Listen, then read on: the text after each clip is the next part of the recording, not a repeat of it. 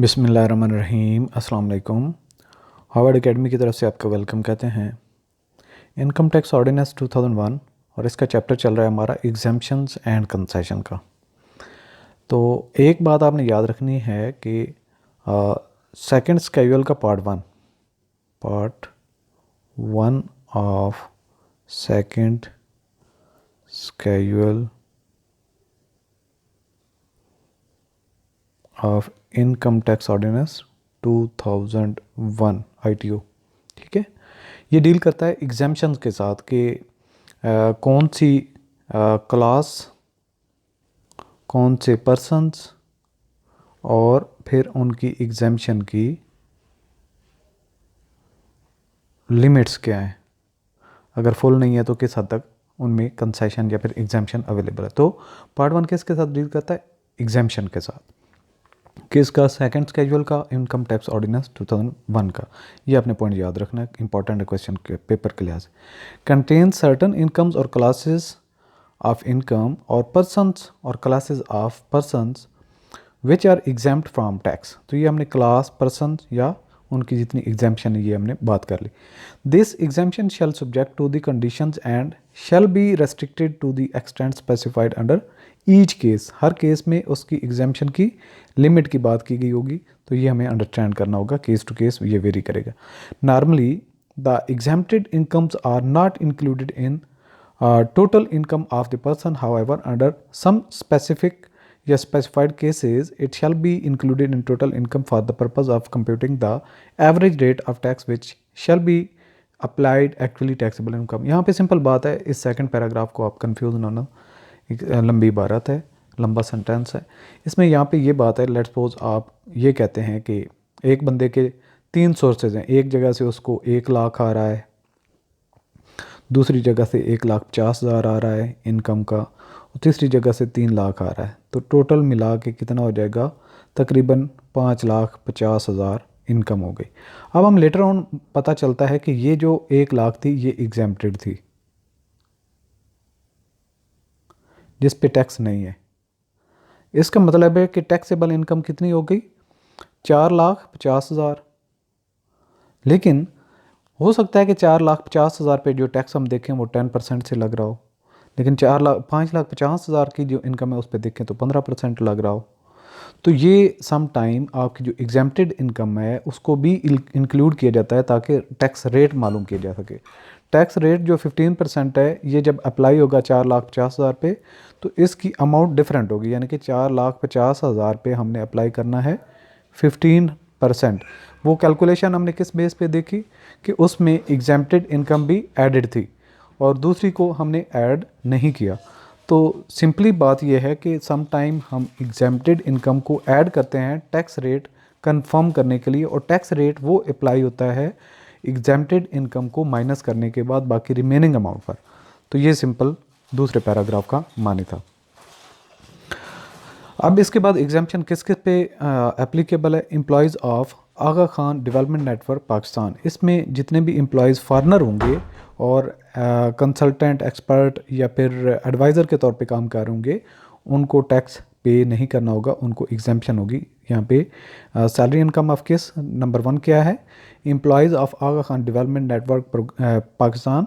The salary income of a person working as expert, advisor, consultant or senior management staff in any institution run by Aga Khan Development Network Pakistan is exempt if the said person is not citizen of Pakistan. If the said person is not citizen of Pakistan, ये important point है जो आपको याद रखना है।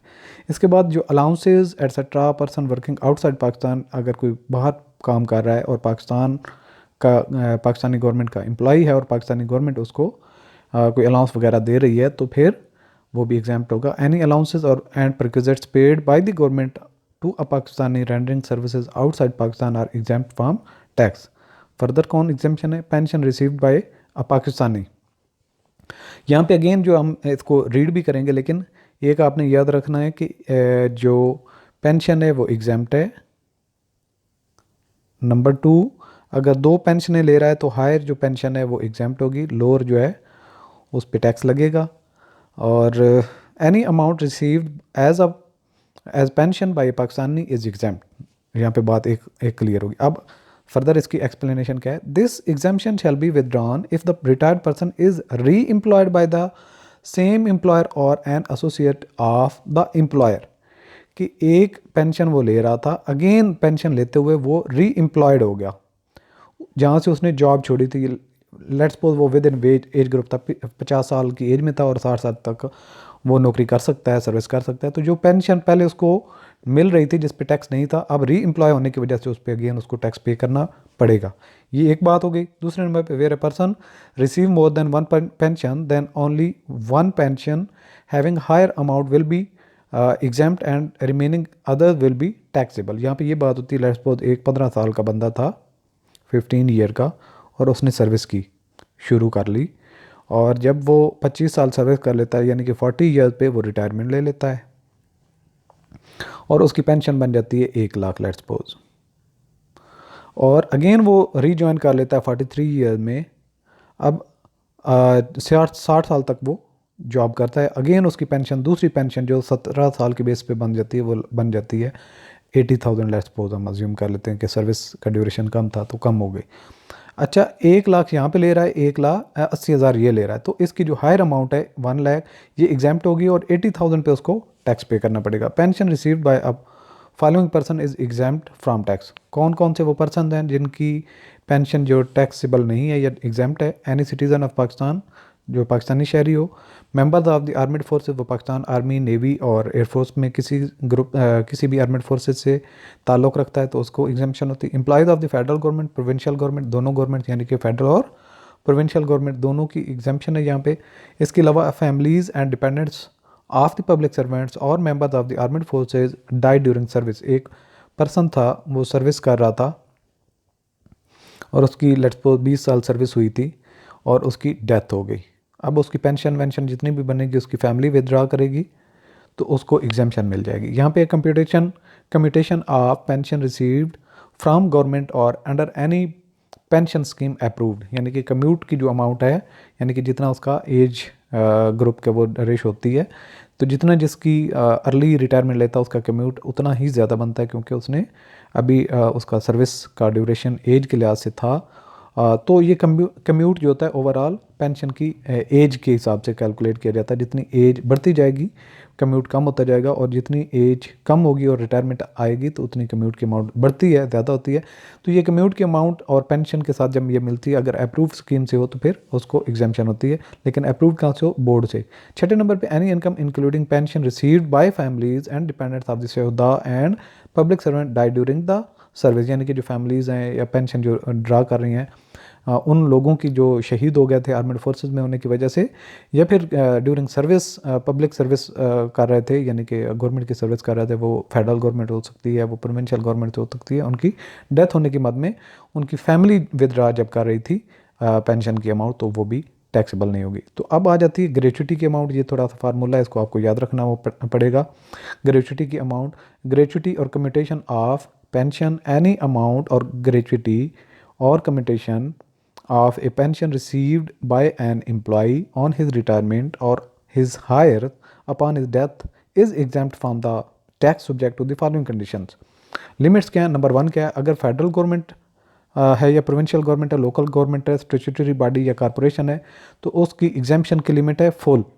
और दूसरे number पे केस है अगर ग्रेचुटी स्कीम है और वो federal government, provincial government, statutory body, corporation में नहीं आती लेकिन कमिश्नर से अप्रूव्ड है तो भी full amount.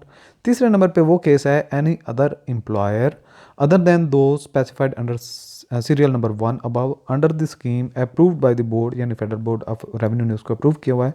The scheme should be applicable to all employees of the employer, यानी कि जितने भी उस एम्प्लॉयर के एम्प्लॉयज़ हैं सबको वो एक्सटेंडेड है।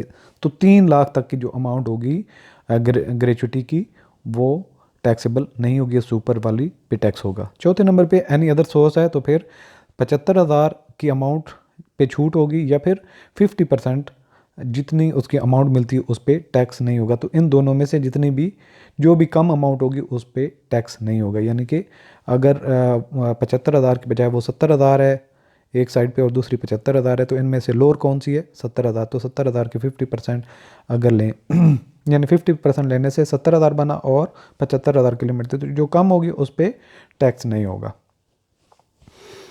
इसके अलावा exemption shall not be granted if the payment is not received in Pakistan, कि जो इंडिविजुअल था वो पाकिस्तान छोड़ के फ़ॉरेन में चला गया था और फ़ॉरेन में वो अमाउंट चाहता है तो भी उसको छूट नहीं मिलेगी, एग्जाम्पशन नहीं होगी। The payment is received by a director who is not regular employ of the company, यानी कि कंपनी का कोई जो वीकली बेसिस पे कोई घंटा देता है, यानी कि पार्ट टाइम पे डायरेक्टर था और उसको पेमेंट मिलती है, तो वो पेमेंट भी एग्जाम्प्ट नहीं होगी। जो फुल टाइम डायरेक्टर होगा उसी को एग्जाम्पशन मिलेगी। The recipient is non resident, यानी कि वो फार्नर है और रेजिडेंट नहीं है, बाहर कहीं पे रह रहा है या था ही फार्नर, तो उसकी भी एग्जाम्पशन नहीं उसको मिलेगी। The gratuity is received by an employee who has already received a gratuity from the same और एनी अदर एम्प्लॉयर, यानी कि उसने ऑलरेडी भी ग्रेचुटी रिसीव की थी या फिर उस किसी और से भी की थी, तो अब सेकंड जो ग्रेचुटी की अमाउंट उसको मिलेगी वो एग्जाम्प्ट नहीं होगी।